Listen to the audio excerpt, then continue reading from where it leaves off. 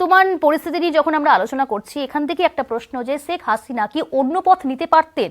মানে বলতে চাইছি, যেভাবে দেশ ছাড়লেন তিনি, এই পথ অবলম্বন না করে যদি অন্য কোনোভাবে সমাধানের পথ খুঁজতেন। তার আগেই সচেতন হওয়া উচিত ছিল। তিনি অনেক ভুল করেছিলেন। তিনি এই এইসব মৌলবাদীদের খুব প্রশ্রয় দিয়েছিলেন। প্রচুর মসজিদ মাদ্রাসা করেছিলেন, যে যেখানে জিহাদিদের জন্ম হয়েছে। এইসব যারা মৌলবাদী তাদের তিনি ওয়াজ করতে অনুমতি দিয়েছিলেন, যে ওয়াজের মাধ্যমে মানুষের, যুব সমাজের বিশেষ করে মগজ ধোলাই করা হয়েছে। তারা উম, মৌলবাদী হিসেবে গড়ে উঠেছে, এবং তিনি মাদ্রাসার যে ডিগ্রি সেটাকে বিশ্ববিদ্যালয়ের ডিগ্রির সমমানের করে দিয়েছিলেন। এবং তার লোক, তিনি যেহেতু নির্বাচন দেননি, সেহেতু জনসাধারণের সঙ্গে, সাধারণ মানুষের সঙ্গে তার যোগাযোগ বিচ্ছিন্ন হয়ে গিয়েছিল।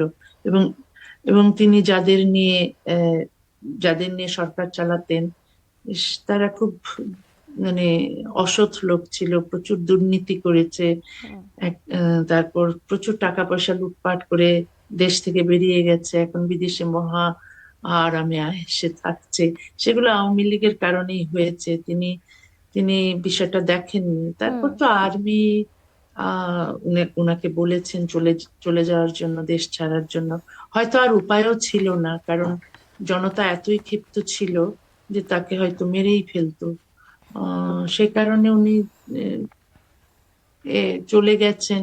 হুম। একটা, হয়তো এটা ভালোই হয়েছে, তিনি যদি চলে না যেতেন, পদত্যাগ করতেন এবং নির্বাচন দিতেন, তাহলে হয়তো উপায় ছিল থাকার। হুম।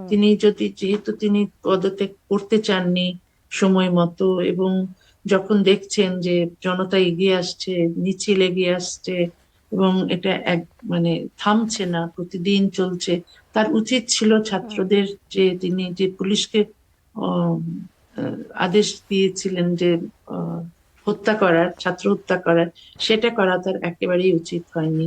সেটা না করলে তিনি থাকতে পারতেন দেশে, নির্বাচন দিতেন এবং নির্বাচনে অংশগ্রহণ করতেন। তিনি ঠিক। হয়তো অত ভোট পেতেন না, কিন্তু বিরোধী দলে তো থাকতে হুম। পারতেন।